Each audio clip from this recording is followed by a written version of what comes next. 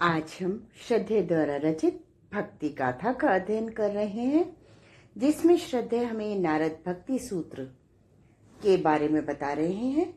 आज श्रद्धे हमें बताते हैं अविनाशी चैतन्य के प्रति समर्पण है भक्ति। परम भागवत सुखदेव की वाणी का रस देव ऋषि की वीणा की झंकृति में खुलकर सभी के अंतस में गहरे उतर गया। स्थिति कुछ ऐसी बनी कि भगवत भक्तों की कौन कहे, परम ज्ञानी एवं महाविरागी भी भावमय हो उठे। तत्व विचारकों के अंतःकरण में भी भक्ति की सरिता उफरने लगी। देर तक भाव समाधि का अपूर्व वातावरण बना रहा।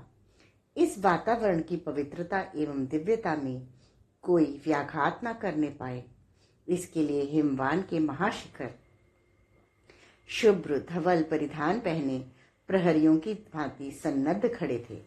वायु भी निस्पंद हो चली थी। हिम पक्षियों का कलरव थम चला था। इस निस्पंद एवं अविचल शांति की स्थिति में भी एक अपूर्व भक्ति चैतन्य प्रवाहित हो रहा था। ना जाने यह क्या कलातीत तुरीय स्थिति कब तक बनी रही। हाँ, इतना अवश्य है कि उस वातावरण में गायत्री महामंत्र के दृष्टा ब्रह्म ऋषि विश्वामित्र का स्वर सबसे पहले मुखरित हुआ। उन्होंने ही उदीयमान सूर्य के महाभर्ग को धारण करते हुए कहा, ऐसी अनुभूति हो रही है जैसे कि भक्त को चैतन्य का चिंतन करते हुए होती है। तब वह स्वयं ही तरदुप हो जाता है। जब तक विवेक नहीं जागता तब तक जड़ता से मोह नहीं छूटता।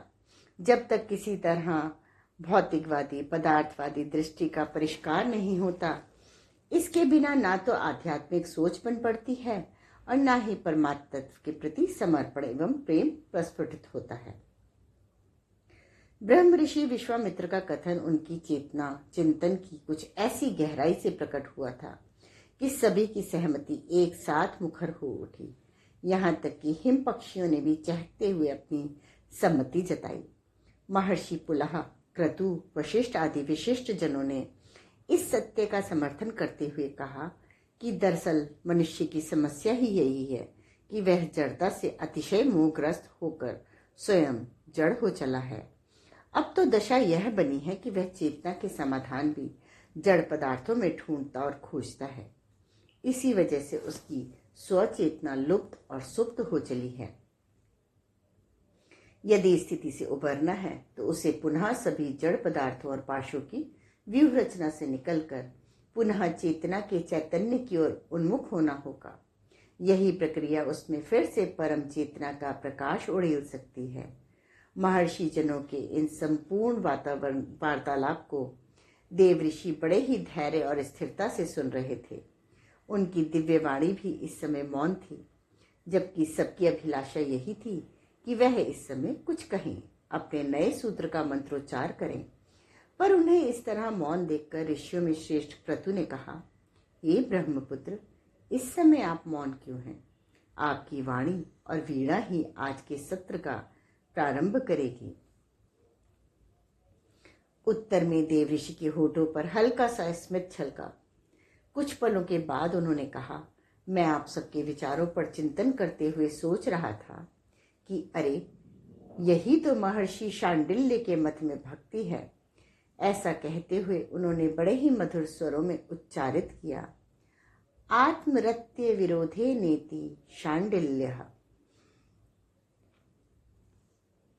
अद्भुत और अभूतपूर्व है महर्षि शांडिल्य का मत। वे कहते हैं, भक्ति है आत्मरति के अविरोधी विषय में अनुराग। महर्षि शांडिल्य कहते हैं कि जब तुम्हारे सामने चुनाव का अवसर आए तो जड़ को मत चुनना, चुन लेना तुम चैतन्य को, क्योंकि वही तुम्हारा अविरोधी है। उससे अनुराग तुम्हें स्वाभाविक रूप से ही प्रकाशित कर देगा। यदि चुनाव इसके विपरीत हुआ तो चैतन्यता सुप्त हो जाएगी, प्रकाश लुप्त हो जाएगा। इस प्रसंग में मुझे बड़ा ही मधुर कथा प्रसंग स्मरण हो रहा है।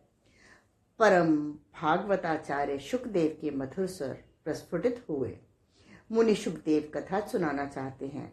यह सुनना ही सबके लिए सुखद था। सभी ने लगभग एक साथ उनसे कथा कहने का अनुरोध कर डाला।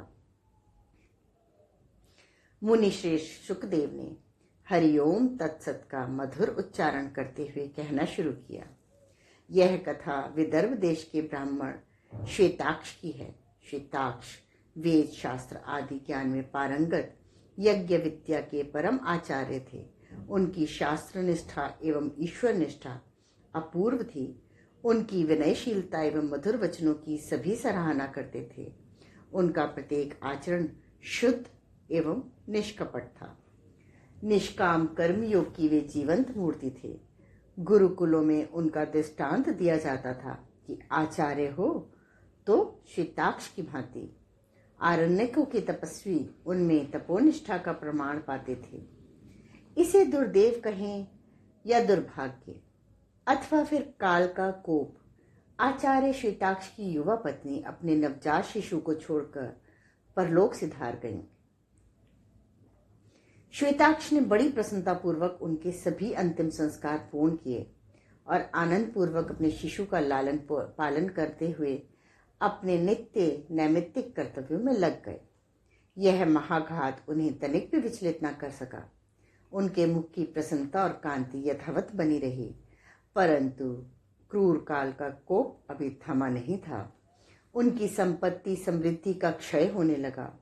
कुछ ही समय में ब्राह्मण श्रेष्ठ श्वेताक्ष कंगाल हो गए। उन्हें रोज का भोजन मिलना भी कठिन हो गया, लेकिन अभी भी उनके जीवन में विपत्तियों के विषादी स्वर थमे न थे। एक दिन अनायास ही उनकी इकलौती संतान नागदंश से मृत्यु को प्राप्त हो गई। रोग भी उन्हें घेरने लगे, परंतु इन दारुण यातनाओं में भी वे अविचलित न हुए। दुख के अनगिनत कारणों एवं घटनाक्रमों के बीच भी वे प्रसन्न थे।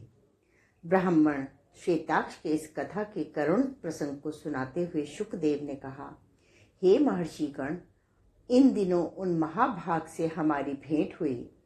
उनके बारे में मुझे बहुत कुछ सुनने को मिल चुका था।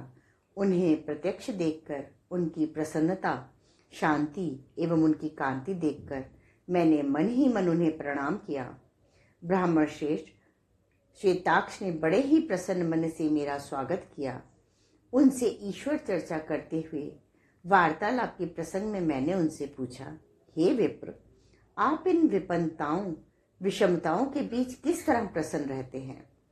अपने उत्तर में वे पहले तो मुस्कुराए, फिर कहने लगे, हे महामुनि, इन सब का रहस्य मेरी प्रभु भक्ति में है। मैं अपने आराध्य से, उन सर्वेश्वर से इतना प्रगाढ़ प्रेम करता हूं कि किसी भी तरह की घटनाएं मुझे विचलित ही नहीं कर पाती। इस प्रभु प्रेम ने ही मुझे इस सत्य का बोध कराया है कि परम चेतना की चैतन्यता ही एकमात्र सत्य एवं अविनाशी है। जड़ता सदैव ही नाशवान है, फिर वह कोई पदार्थ हो या लौकिक संबंध, अथवा फिर यह नाशवान देह। जीवन में विपत्तियां एवं विषमताएं कितनी भी और कैसी भी आए, पर वे नष्ट उन्हीं को कर पाती हैं जिनका कि स्वाभाविक नाश होना ही है। जो अविनाशी है उसे कोई भी व्यक्ति, वस्तु या घटना नहीं नष्ट करती।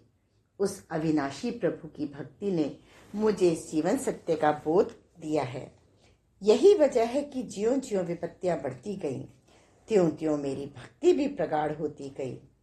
मुनीश्वर शुकदेव द्वारा कहे गए इस कथा प्रसंग को सुनकर सभी भावाश्रों में डूब गए। सभी को बस इतना ही अनुभव हो सका कि सचमुच है यह भक्ति। अगले क्रम में श्रद्धेय हमें बताएंगे माँ। ये एक ही अक्षर है भक्ति का परम मंत्र। धन्यवाद।